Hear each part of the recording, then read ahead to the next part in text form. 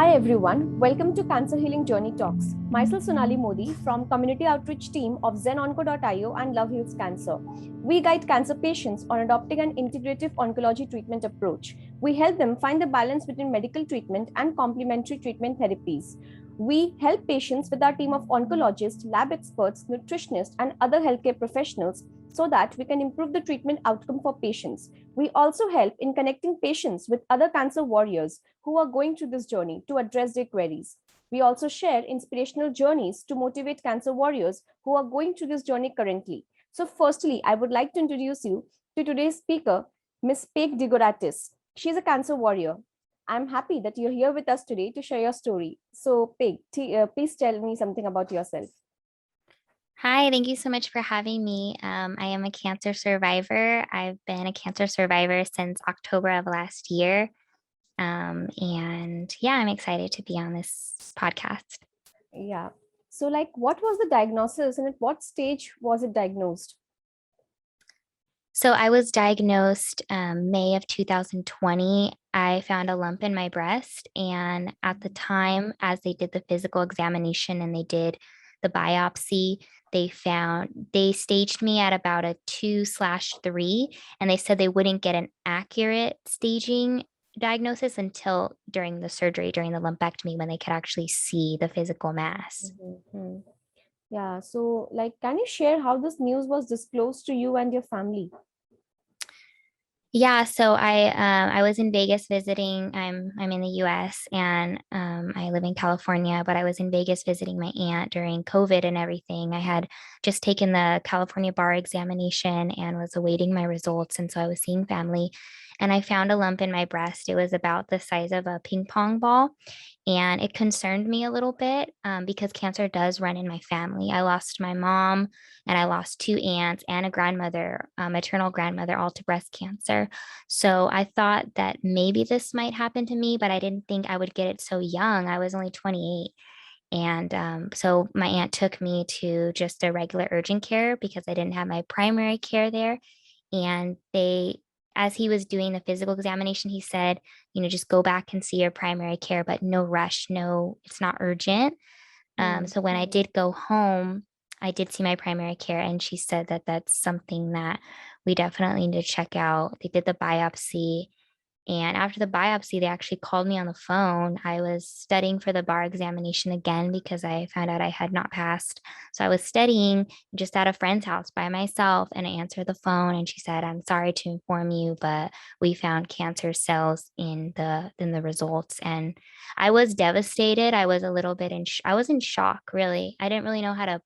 It's like so much to come at you all at once. I didn't really know how to handle it. So I called her, my friend, and she helped me process through it. She helped me make the phone calls. She helped me kind of coach me through what I would say with my family because it's like how do you tell that news to your family without breaking down? Yeah. So, what treatment you underwent? I After I got the diagnosis, I went through 6 rounds of chemotherapy, and I had about just different chemotherapy drugs, Taxotere, carboplatin, and another one I forgot.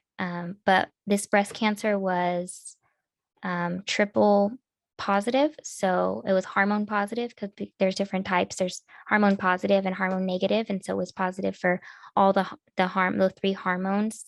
And so that's how my doctor created a particular treatment plan. And it was 6 rounds of chemotherapy every 3 weeks. And so I would go in and I would get the infusion. I still have the port where they put it so that they didn't have to keep, injecting me with the IV and leave bruising. And I would go every 3 weeks to get my infusion. Hmm. So, did you try any alternative treatment? I actually wanted to, and I looked into it. There was one point when I told my family, I don't even think I want to do chemo. I'm a strong believer in faith and in God. And I was convinced that maybe he might just heal me like without treatment. And they were so upset. My aunt was bawling her eyes out. telling me that an aunt had tried that and she passed away in a year. And just there was all this fear in my family. And I felt a lot of pressure. I felt that I was pressured into doing treatment. I had people tell me if I did alternative therapy that I was going to die and they were just going to start planning my funeral. And these are horrible things to hear. I also heard things when I did decide to do the chemo that I shouldn't do chemo, that was going to hurt me, that was going to kill me faster. And it was just I was bombarded with so much information. And at the end of the day, I had to make a decision that was right for me. And I believe that I made the right decision. Obviously, I believed and I trusted God, but I believe that He put this medicine there so that I could utilize and was healed from it. Yeah. So like you did a lot of research, a lot of research, Yeah, I and almost did too much research. mhm. Yeah. So you went through chemotherapy, and we all know that chemotherapy is a very tough routine. So please share your experience and how you coped with it and what all difficulties you faced during the treatment time. So I knew that I was going to lose my hair. I used to have really long hair, but it's growing back. I knew that was a side effect. And also, one of the things that I was really concerned about was they told me that my fertility would be affected. And I have one daughter. And so I planned on maybe having another one in the future. And so this was something I really had to think about. But I prayed about it and I believed strongly that if it was God's will for me to have another child in the future, that whatever I lost, if I lost my period, which I did, that He would give it back to me. And He actually did. I actually did get my menstrual cycle back, but for that whole period, I didn't get my period for, several months. I lost my hair. Um, what else? I did feel nausea, but I wasn't vomiting like they say. Some people are like, they talk about vomiting all the time. I really didn't. Um, and I believe that was a blessing. I didn't get nearly as bad as side effects as what they told me I would get. Um, it was kind of hard to eat some things, but I still was able to eat and I kept my weight at just what it's supposed to be at. So I thank God for that too. Hmm. So like, how did you overcome your fear of the treatment or side effects?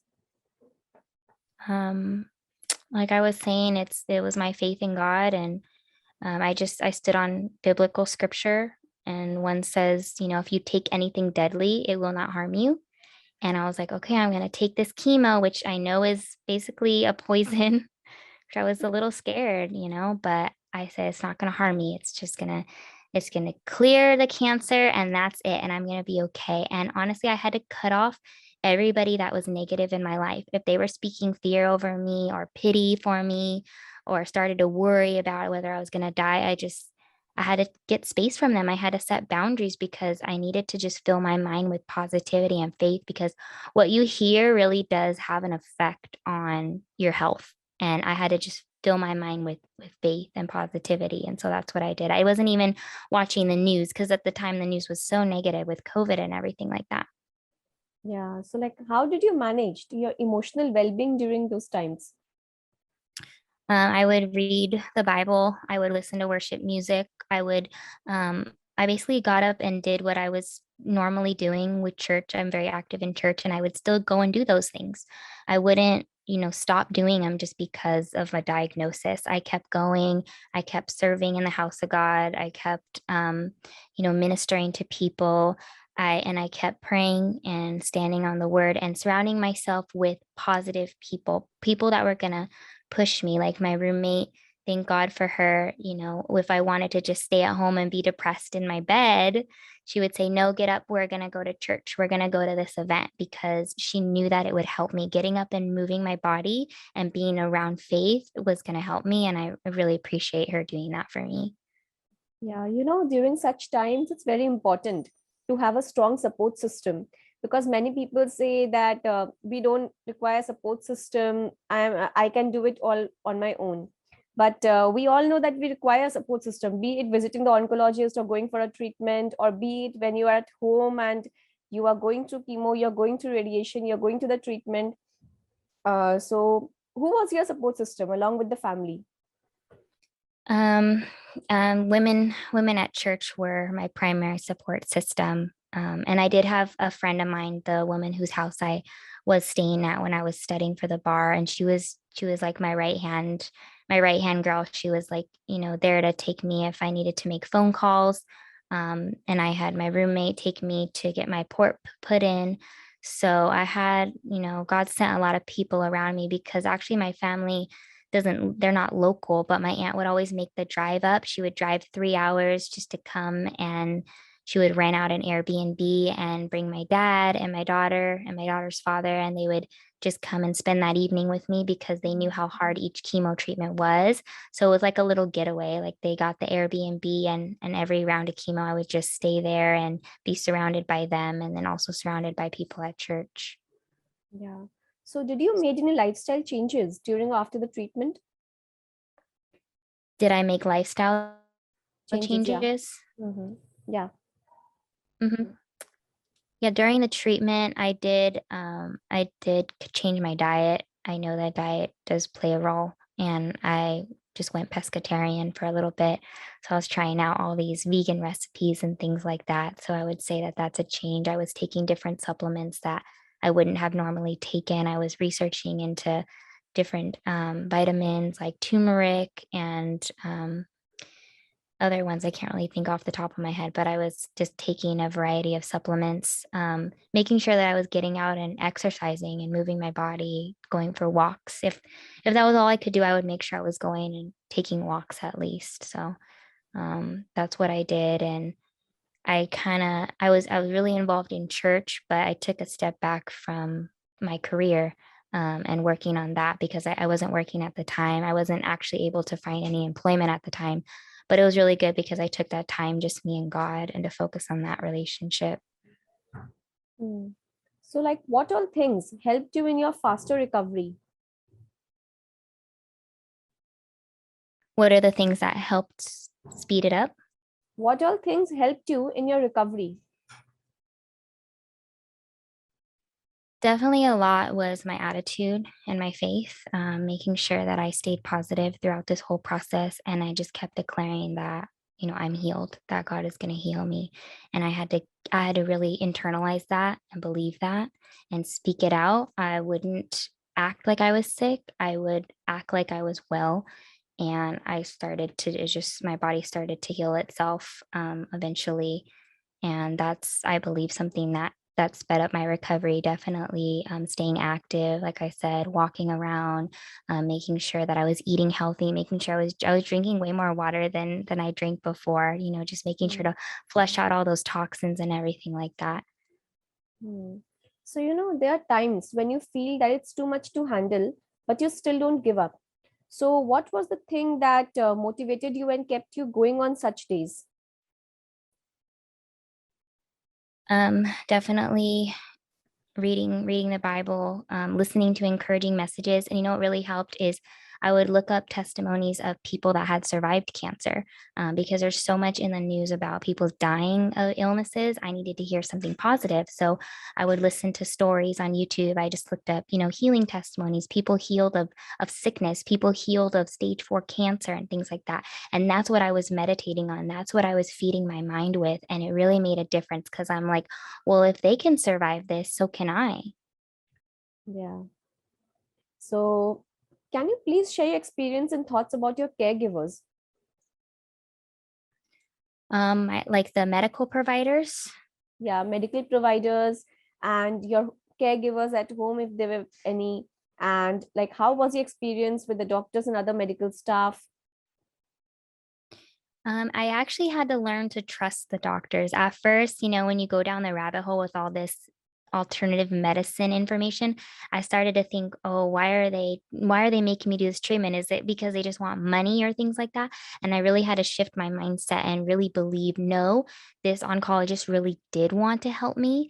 And I believe that she was a woman of faith too. So that really comforted me. That comforted me in knowing that her heart in this was pure and it was to help me, not to just force me to take medicine to get money from my insurance, because that's really what I was starting to think. And I had to just cast down those thoughts. The nursing staff, they were so great. They were so sweet because you're in there for about 6 hours getting your infusion, and they were very, very nice, very friendly. There was a woman on staff who was the social worker, and she would come and check in on me and really motivated me during that time. There was a period of time I was going through chemo. It started to get really dark. I started to almost get suicidal thoughts because I was working so hard to keep my faith up, but I wasn't perfect all the time. There were times that I did get very emotional and break down, and they were there just telling me, no, you have a purpose here. Don't give up. Don't give up. And I always remember them telling me that, and it really did help me. The staff really helped me a lot. Yeah. So what are the things that helped you and made you happy on this journey? Um, Doing the things, like not stopping the things that made me happy before, not saying, "Oh, I'm sick now. I can't serve in ministry, or I can't run a Bible study group." Um, because that's something that I loved to do. And so I continued to do those things. I continued to study for the bar exam as much as I could. And what I really did, I started to write. And that's something that I hadn't done in a while. I started to blog about my journey, and I was sharing it on social media. I actually documented like, hey guys, I'm at chemo. I'm one step closer to my healing. And posting that and seeing people be so inspired kept me going, because they saw the strength in that, they saw the faith, and that actually grew my faith too and grew theirs as well. So I started a blog, and eventually I started a YouTube channel, which I hadn't had before. And so I believe that that was birthed out of that process, and that gave me a lot of joy. Hmm. So, like, what do people need to expect when they get this type of cancer?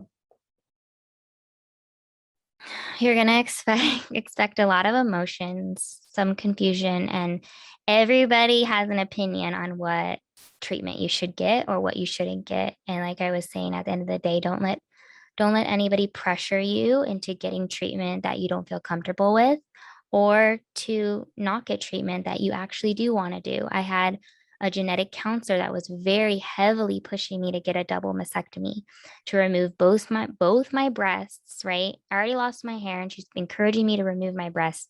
And I didn't think that that was something I needed to do. I didn't think so. I listened to what she had to say. I listened to what, the research and the data and all this stuff, but I didn't feel like that was something that me personally that I wanted to do. And so I didn't do it. But I had a lot of people coming out and pressuring me, even threatening and saying, if you don't do this, you're selfish. If you don't do this, it's going to come back. If you don't do this, like, you need to look out for your daughter. How could you be so selfish? And I had to just tune out those thoughts. I would just tell anybody to just tune out the thoughts that are negative, and you need to really trust yourself and trust God. And this decision is between you and God and your doctor as well. Like, don't let anybody pressure you. Yeah, well said, that you need to really trust the process that is going, because at the end of the day, it's totally your opinion that what you need to do and what you don't need to do. Because nowadays we get a lot of negative people, and during such times, it's very important that we surround ourselves with positive people who like really care for us and support us. Yeah, that's so true. It makes a world of a difference. Yeah. So, a lot of women are not yet aware of self examination. So, what do you think is the importance of self examination and why? And definitely do it. That's how I found the lump in my breast. I was just showering, and actually I wasn't getting regular mammograms, and that's something that somebody with my history, I should have been doing. So honestly, thank God that I found a lump, because I wouldn't have known. I didn't have any symptoms of having cancer. I didn't feel anything. I didn't feel out of the ordinary. It wasn't until I got chemo that I started having symptoms of being sick. So I would not have known. So definitely do that. When you shower, do what you're supposed to do, and because that's how I knew that something was wrong. Yeah. So, every crisis in life teaches you a particular lesson. So, what life lessons has cancer journey taught you?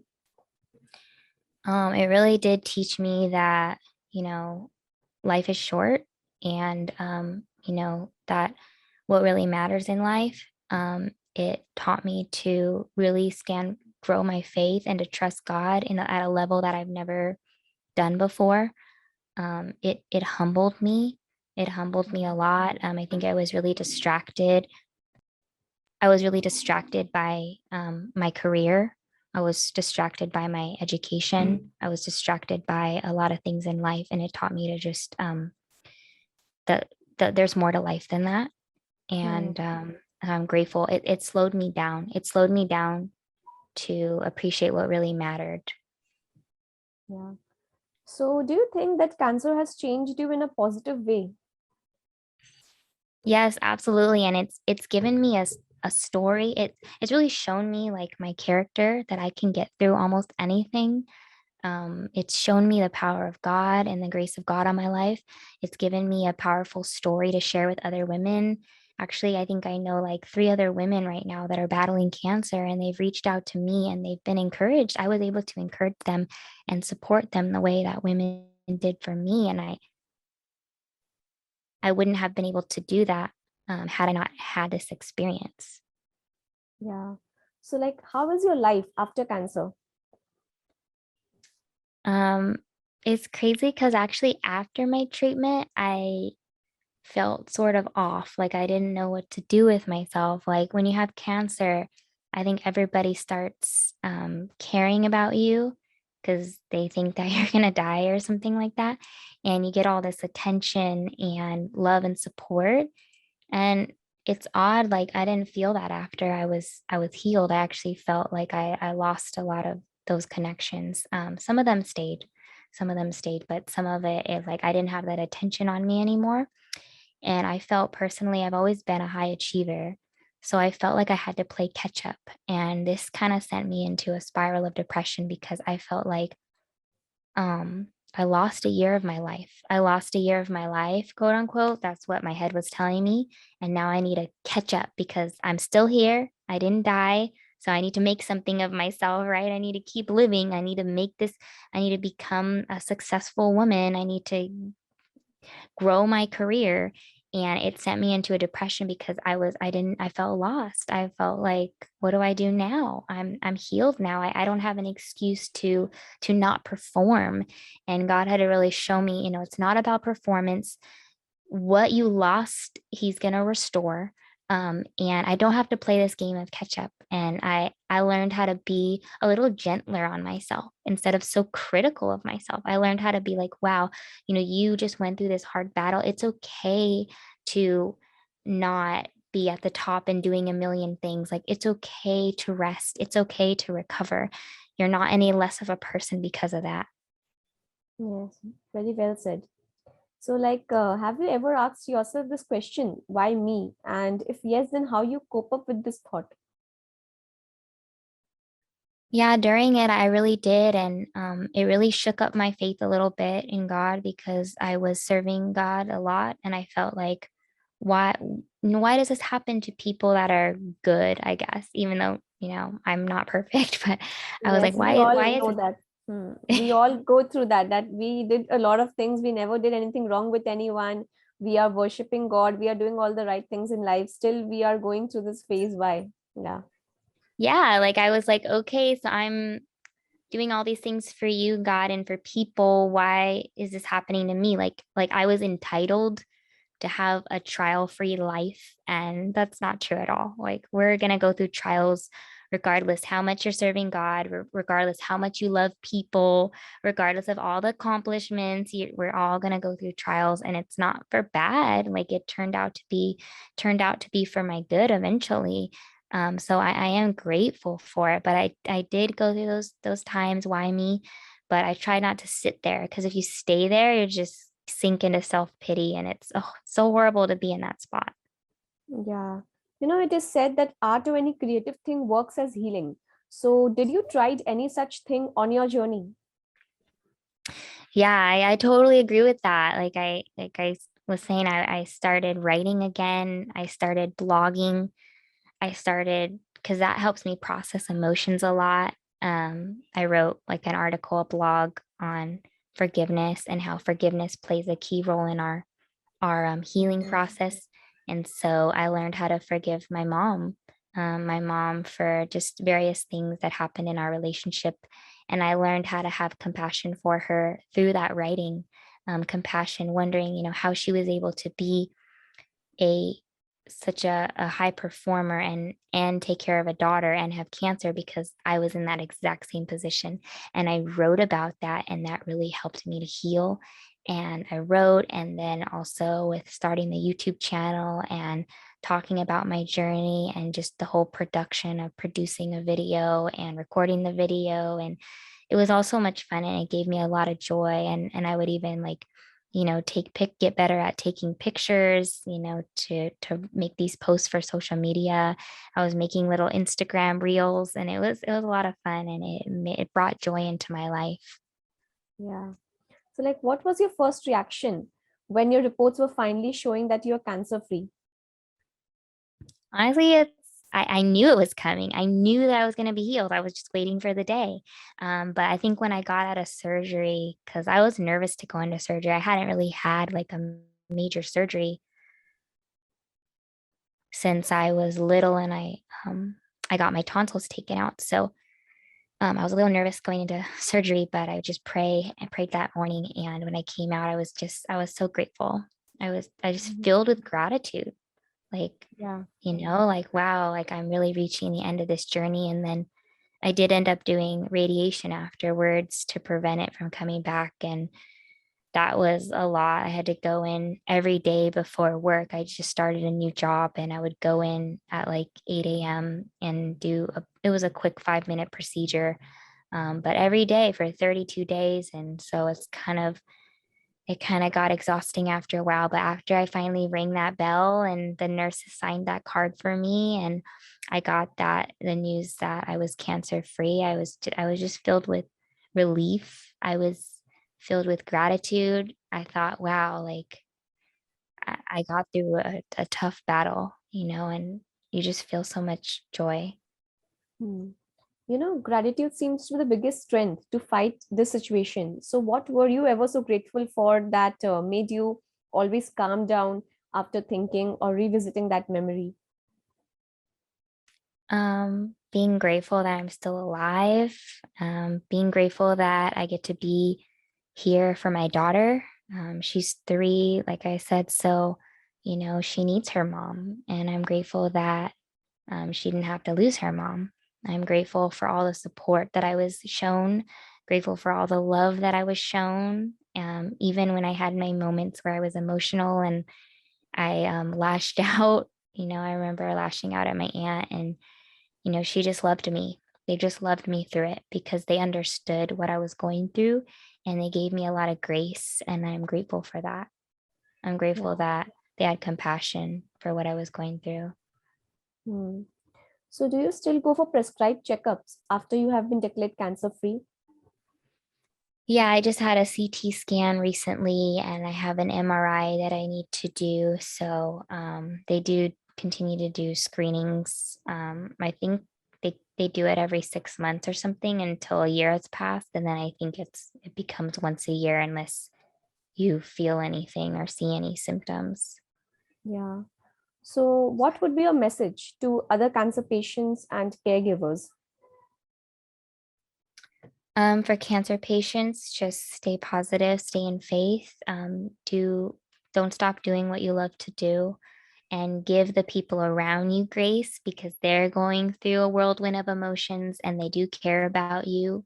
Um, Sometimes when stuff like this happens, emotions tend to rise and fall. And so it's giving your family grace, keeping them informed, but also learning to set boundaries when boundaries need to be set in regards to Hmm. your treatment. Loving them enough to keep them informed, like not shutting them out, right? But still setting those boundaries. And for caregivers, to have compassion on the person going through this, because they're having their own experience. So, not talking to them as like, well, if I were you, I would do this or I would do that, because you don't know. You don't know what you would do unless you're actually in that situation. And so it really helped me to be around or to hear from women that had actually gone through this. And because I was like, wow, they know, I trusted that they felt these feelings that I felt. And so just having compassion for one another and each other's emotions, and to validate that, and to not take things personal. Yeah. So, when did you think that I can beat this disease, or was this belief always there with you? It was there most of the time. I think sometimes I would get those thoughts that came in like, oh, it's taking a while, but the whole time, because I was so firm in my faith and standing on scripture, and I would write down scripture that talked about healing, and I would declare it out loud. And whenever I would get those thoughts that came in about, you're gonna die, or you're not going to be healed, I would just say, no, this is what the word of God says. And I would just declare it. And that's what helped me get through. And so for the most part, I was pretty convinced that I was going to be healed. To be honest, sometimes I do get thoughts of fear that it's going to come back, but I don't receive that, and I try not to listen to that. Even coming from people in my family that have said, it's going to come back, and I just said, don't speak that over me. Like, I don't believe that. I believe that I'm going to be cancer free. You just have to be really firm in that faith, no matter what your head is telling you. Yeah. So how do you deal with the fear of that reoccurrence? I'm kind of getting back to the same thing I did to keep my faith during cancer. Meditating on what the Bible says, and meditating on scripture that says, do not fear, and blocking off any negative people that are going to speak negativity into my life, and just guarding my heart from what they're saying. At first, I didn't even want to get my first screening. I was like, I didn't want to go back. It was like PTSD going back to that treatment center. And I didn't want anything to do with it anymore. I was like, that's a chapter in my life that's gone. I don't want to revisit it. But I went in faith, and I just stayed positive. And I mean, it's just I walked it out, but I walked it knowing that I'm gonna be okay. Hmm. So what was the pivotal turning point in your life? In general, or during cancer? During cancer? I think it's just after all the treatment was done, um, having grace with myself, and saying, okay, well, seeing that obviously God still wants me here. I have a purpose, um, but I don't have to toil away to achieve all these big things. That my identity is not in what I do. And cancer Hmm. taught me that, to slow down, because I had to slow down.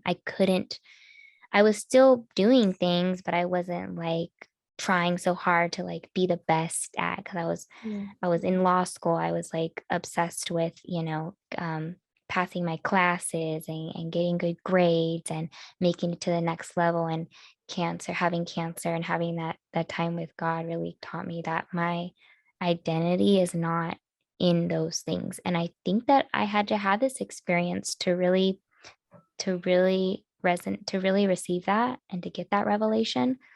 I had to go through this period of slowing down. Yeah. So what is that one act of kindness that you will never forget? Wow, there was so many. I think my aunt started the GoFundMe for me, and at first I didn't want her to, because I wasn't able to find work during this time. No one wanted to hire me going through chemo. It was a liability, especially during COVID. And she just said, I want to start a GoFundMe for you. And I said, I don't want pity from people. I don't want to be like begging, like hand out for money. But she said, no, I believe like this is, good. It's going to be a good thing. And I told her, okay, as long as in the description you're very positive, like say like I'm believing for my healing, and we're very positive that I'm going to be cancer free. And so she made sure to honor that. And yeah, like in 5 days we were able to raise $14,000. And it just blew my mind. It blew my mind. Like, so many people, like friends were sharing it, family was sharing it. People were messaging me like out of the woodworks, like people that I hadn't spoken to in a while, rekindling those relationships with them. And sometimes I was able to encourage them. It's crazy. Like, they're over here wanting to help me, but then I was able to help them with level up in their faith as well. Yeah. So how do you help others?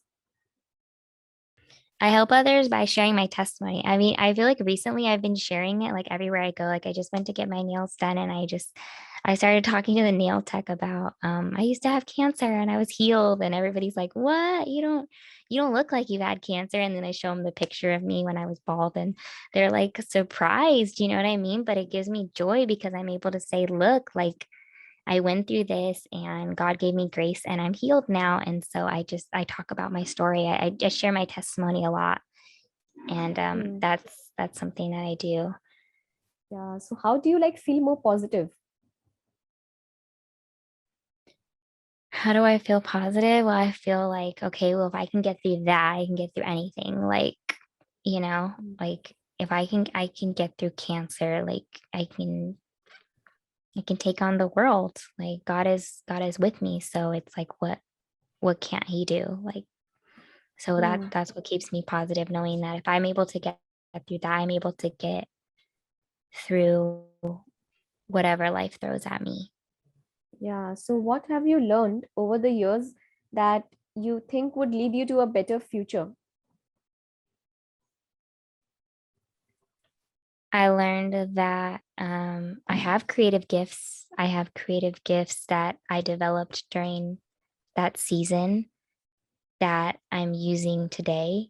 Um, because of my cancer journey, I started that blog and then I started the YouTube channel. And then after that, I started YouTubing about other topics related to faith. And I even started a podcast. And I believe that all stemmed from that first blog post that happened during cancer. So it awakened this like creative drive in me that was always there. But I think I suppressed it. I suppressed it for a lot of years, trying to fit into a box that society wanted me to fit in, being that law student. And I wasn't able to exercise a lot of my creative gifts. So going through cancer when I literally was not working and I had a lot of free time, I was able to reawaken that creativity in me and I'm really benefiting from it today. I just Hmm. started this whole like social media ministry and it's exploding and I love it so much and I think that part of that season for that. Yeah. So what are the things that you appreciate or love about yourself? Wow, that's so hard because I'm always usually so critical of myself, but I love that even when it gets hard and even when I have dark days, I keep going. Tenacity, I guess, perseverance. Even when I fall, I always get back up. Even when I'm just like crawling, I keep going. I keep going, and I'm able to still declare that God is faithful, even through a very hard trial, even when some people turn their backs on God. And they've even told me that.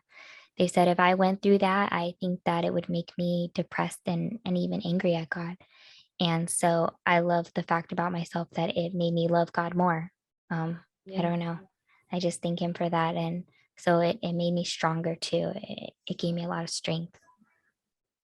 Hmm. So how do you reward yourself when you achieve any goal? Um, I don't know. I think like working on my creative projects, like with the podcast and stuff, I reward myself with that time. That's the time that I enjoy. I enjoy working on creative stuff, so I reward myself with things like that. Hmm. Because that's where I get a lot of joy. So one thing on your bucket list? On my bucket list, I think continue growing the podcast.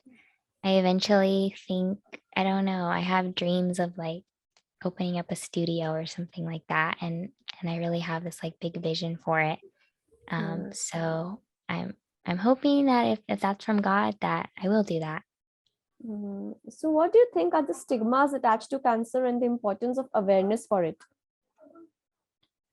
The stigma, some people think, oh wow, you have cancer, you're gonna die, and people are healed from cancer. People can, I know that it's a very severe illness, but people can still be healed from cancer. I'm a living proof, and there's a lot of other men and women out there that have been healed. So a stigma is like that people should just realize is not everybody is going to die of cancer. Like don't already like start making plans for this person's death, like have hope that they're going to live. Have hope that they're going to live. Another stigma, I think, is that everybody has the same treatment.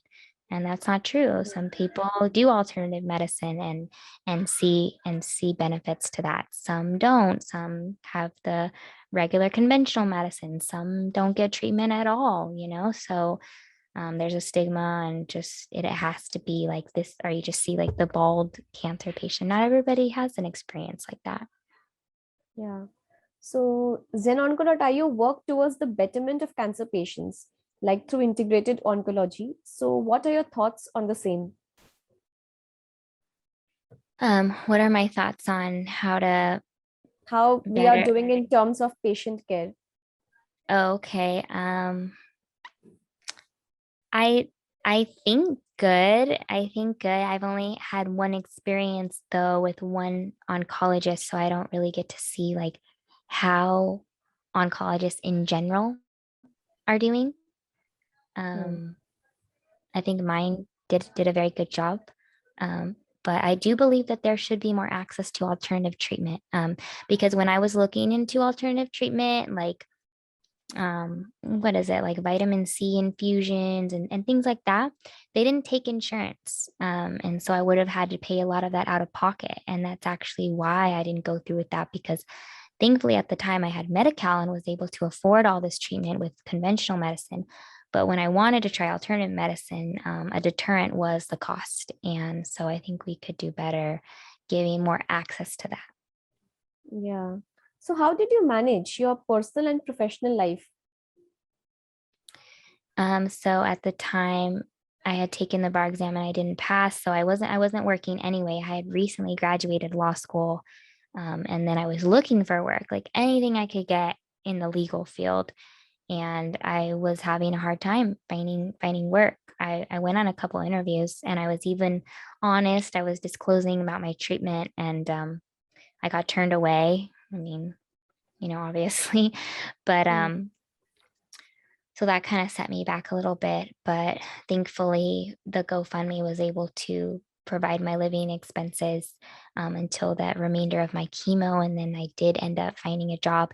It just basically fell in my lap. I was hunting for work, and a woman that went to my law school, an alumni, she reached out to the career services department, and that woman reached out to me and asked, "Are you still looking for work?" And I said yes. And she said, "Well, this alumni is hiring." And it was basically a phone call, and I got the job super easy. And so that's how I know that it was meant to be for that season. I didn't have to struggle to get it. And they were very flexible with me in regards to, because I went through radiation during the beginning of that job.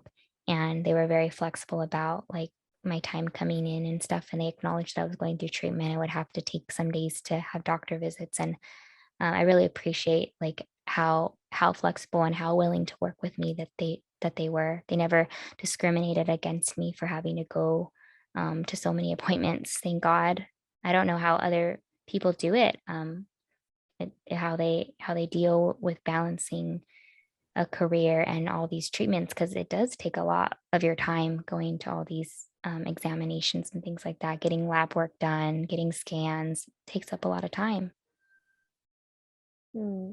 So if you have to sum up your journey in one sentence, then what would that be? I'm grateful that I got through it, and I stay in faith. Stay in faith. That's what I would have to say to sum it up. So thank you so much, Paige, for your valuable time. And I hope this session really motivates people out there who are traveling or who have traveled through this journey. So it was lovely having you here today on this session with us. So once again, thank you so much. Thank you so much for having me, and it really strengthened my faith as well. So thank you.